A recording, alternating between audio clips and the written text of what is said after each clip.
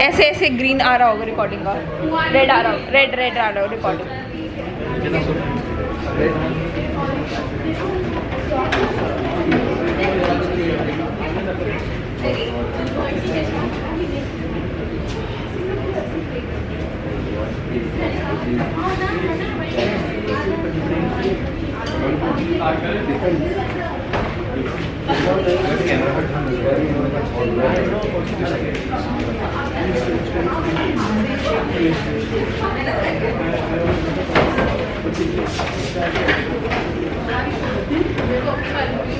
So we are started.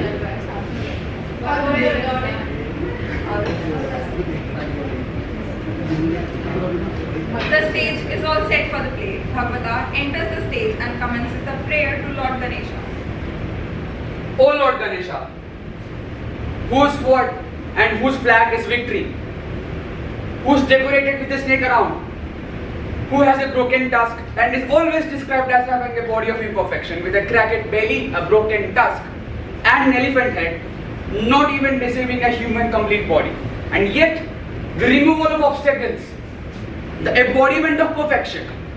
May Vigneshwara, the one who removes obstacles from each and everyone's life. We also wish that you bless our performance and also take out all such obstacles from our play. Now coming to the play that we are presenting, this story belongs to Dharmapura, a city who was endowed by the king Dharmashila, who is a very powerful king indeed. A very powerful king who has acquired his village completely. Who's ruining the outset?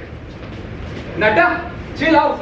What's wrong with you? Why are you ruining the outset of the play? Sir, I can't save me, sir. Please, sir. What happened? Chill. Sir. What happened? I've seen something. What did you see? What were you doing out there? Sir, I was sitting there. I was full of stomach. Nata, you're on stage. Mind your etiquette. What did you do? I was. Come on. I've seen a horse. Okay. A talking horse. What did you drink? I haven't, sir. I haven't. I've only drink water in the morning. Not even the milk. Oh, it seems like your liver is too sensitive to water. No, sir. I can't. Chill out. Go get ready for the play. Must I? Yes, you should. Or rather, go check if the horse is an actual human. Okay. Nata goes to check. Meanwhile, Bhagavata continues to recite the elucidation of the characters of the play, Ram and Devdata. So yes, as we were discussing about the story, Here it is. Behind them in the curtain is the sound of someone sobbing. Bhagavata, Nata decides to check who's behind and goes to check it. what? An actual horse on a human body? No. Be ashamed of yourself, man. You're wearing a horse head and you're scaring everyone in the village. This is not right. Let me take this out myself. Take off the mask, but realizing it's not a mask but an actual horse head on a human body. Have you tried your best, sir, or do you want to try more? Oh God, I did. This is your actual head. How did this even happen? Like, did you go around and just get cursed by a rishi? Or did you just insult a Pativrat in the village? What do you mean, sir? Just because you're knowledgeable of the Puranas, that doesn't mean with that knowledge of his Sanskrit you can show off that to everyone.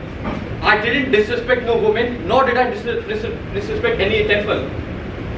Don't get annoyed. What's your name? What happened to you? My name is Hayavadna. My mother was the princess of Karnataka. She was a very beautiful woman. And my father decided that when she came of age, father decided that she should choose her own husband. So princes from all over the world, from Persia to Africa to even China, every prince came, but she rejected them all.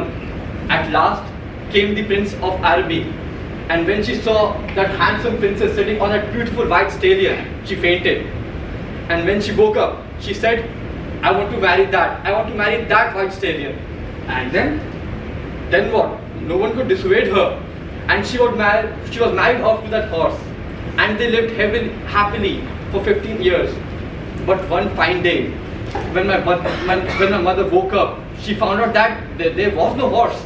There was a beautiful human being standing. and it was none other than my father, who had apparently been cursed by the god Kuvera for some act of mischief.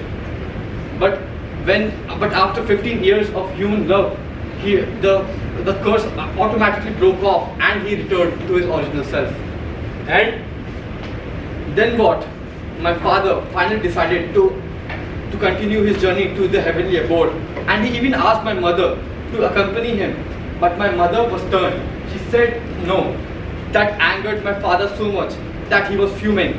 He said that he was so angered that he gave her a curse that she would become a horse herself.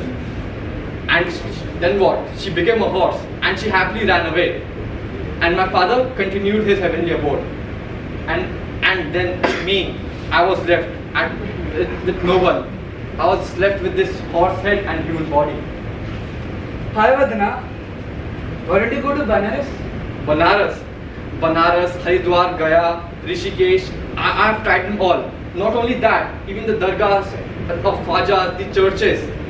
Not only that, even the medicians, the exorcists, the magicians, the fakirs, the sons, everyone. I've tried them all. But none of them seem to work. Think of it. Why don't you go to Kali's temple in Chitru? It is on the highest mount of the temple. Each and every one of the citizens of that village used to go to her. And she used to grant each and everyone's wishes as well. But sadly, nobody goes to her temple now. Oh, is it? Then I should start at once. Chill. That road is very dangerous. You may get lost. Take Nada with you. Nada will help you out. oh, this man, oh horse, this man. I mean, You are telling fight. Don't fight. you are telling me to go with him for my nature calls. etiquettes, I suppose. Don't fight, you both. He needs help. Understand the situation, go take him. And I wish you a good luck, Havadana. Indeed, sir. Thank you. Hayavadna and Nata begin their way to the Kali's temple. Meanwhile, Bhagavata continues the story. The characters of the play he is elucidating appear on the stage, them being Kapila and Devdata, and the play on the stage begins. So as we have been discussing the story of the village Dharmapura, of which the king Dharmashil has consisted of, a very powerful village. And there lived two characters in that village, namely Devdutt and Kapila. Two best friends of their own lives. One heart, one mind. And they both saw a woman, fell in love and forgot themselves. While the woman, she sang a song that was completely different, which nobody of these both could understood as well. And she, while they have cut down their own bodies and heads, she held both of their heads above, while she was bathed red with their blood, both of those laughing heads. Let the story continue.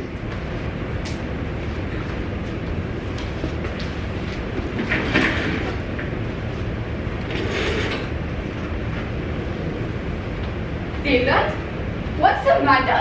You did not came to the gymnasium today? I got caught in some work. Do you know who came to the gymnasium today? The biggest wrestler Gandharva came to the gym today. And when me and Nanda was actually performing an elephant pose, then he was watching at us. And then what? Then what? You were wrestling, and what did Nanda do? He was playing flute. You were saying something about Gandhar. Yeah, Gandharva came, he wrestled a bit, then he patted my back and then he said, "You'll go far." That's nice. So, who is this? No one. Who is the girl? No one.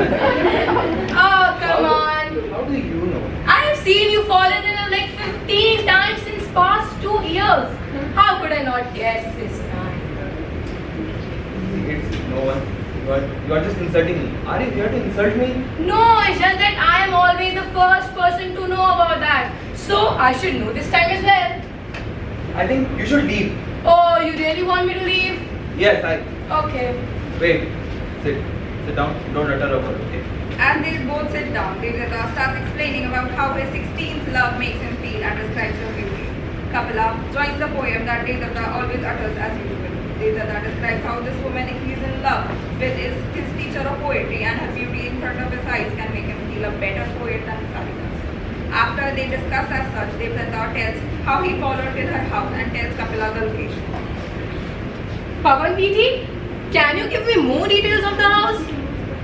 I saw nothing about the house, but there was a two-headed bird engraved on its main door, and I promised Lord Rudra to give my head to you and my arms to Mata Kali if I could even get her.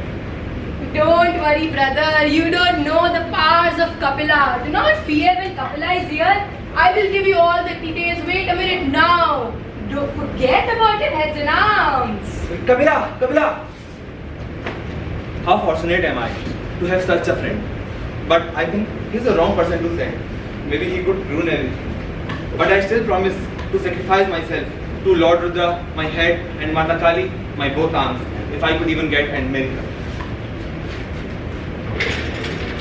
Kapila searches for the house, finds one similar to what Devdata described. He knocks on the door, and Padmini comes summoning and opens the door. Did you knock at the door? I gave up, Devdata. I surrendered your judgment. Never did I wonder that someone could be more beautiful and prettier than the wench Ragini of her village. But look at you. Look at her. She the Yakshini Shakuntala, the Indumati, all rolled into one. You knocked at the door, didn't you? Yes. Why are you gaping at me? What do you want? The owner of this house? The owner of the house? Yes. Do you know the owner of the house? No. Have you seen him? No. Have you met him? So you haven't seen, known or met the owner of the house. Are you alright here? Absolutely. Is your eyesight working properly? Perfectly fine. How many? 4. I see. Your eyesight is working properly, and with that, I think I have to trust you with that. So, if you want this house, why were you peering at all those doors? Oh, actually, can you please call the servant, mother, father, amma, papa, chachi, anybody and touch your foot? You seriously touched my foot? Nobody has ever done that. Nice. Oh, stop! I cannot take this anymore. This is enough. I knew you wouldn't touch my foot. What do you wanted to talk about anyway? Okay. Do you know the renowned famous Brahmin Vidyasagar? Maybe. I'll tell you. Then, if you know him, you must be knowing about his son Devdata. Actually, he has plenty of knowledge about the Vedas in every direction. And his age is 20, height is 5 foot 7 inches and weight. What is to you? He is my best friend, more like my brother. Ma!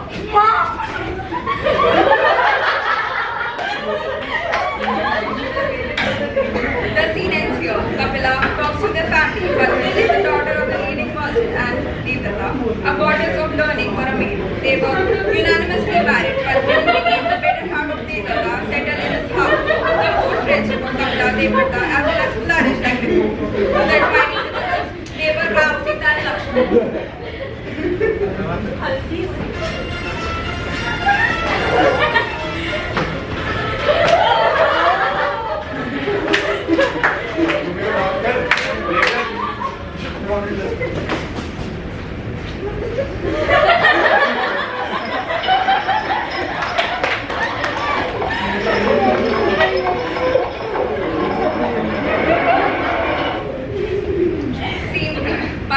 Devdata, Padmini and Kapila are going to visit the Ujjain fair. They pause for a break along the way. Devdata refuses to accompany them, says he doesn't want to visit the Asian Rudra temple, which Kapila and Padmini wishes to visit. Padmini advises Kapila to leave him as she certainly won't come. Rather, Devdata visits the Kali temple. He offers his head to Ma Kali in the temple because he had previously stated he would offer Ma Kali both of his arms if he were to marry Padmini.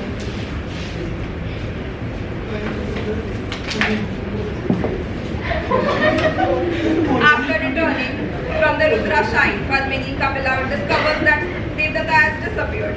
While he heads into the forest to locate Devdata, Kapila tells Padmini to wait. He spends some time wandering around before arriving at Ma Kali's temple. He discovers Devdata's severed head resting on the ground. Running to Devdata, Kapila kneels alongside him, raises his truncated head and moans. After feeling depressed for some time, Kapila too chops off his head out of friendship, and it's becoming late now. Padmini begins looking the two of them as well. After some time spent meandering through the jungle, she finds Kalima temple only to discover they were both deceased. What? What is this? What have they done? Both gone without me? They didn't even think of me. Devdutt, how can you leave me alone in this state? Was that how much you loved me? And Kapila, who looked at me with those dog's eyes, you left me too? How can I go home back in this state? What will people think?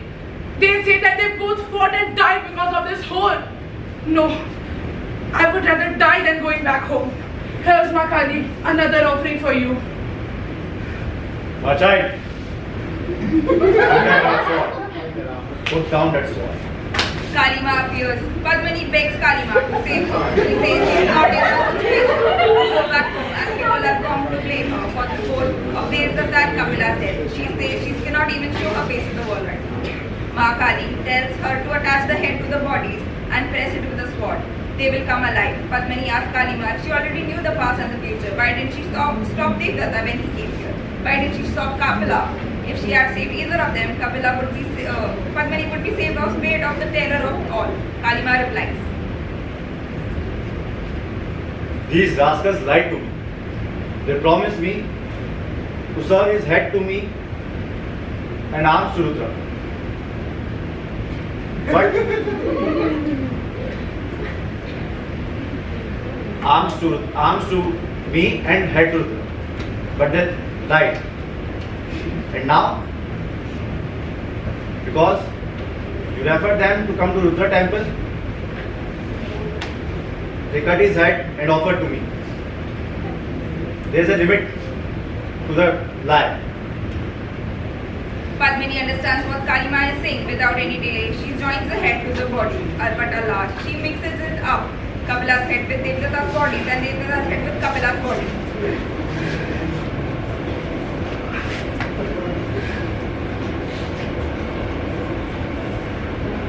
What happened? What happened?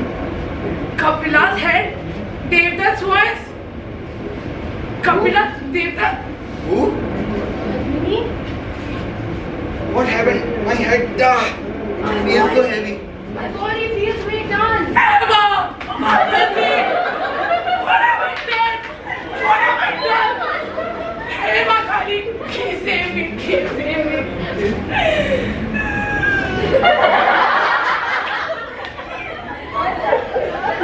What's wrong? What should I tell you, Devdutt? You both chopped off heads. Kalima came, joined it. I mixed up head. It was dark. Sorry, please forgive me. You mixed up? The heads? You mixed up heads? Heads mixed up?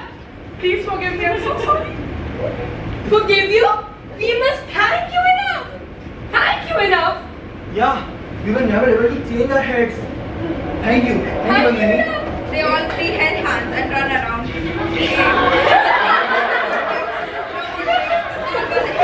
At the end. Come. Kalima.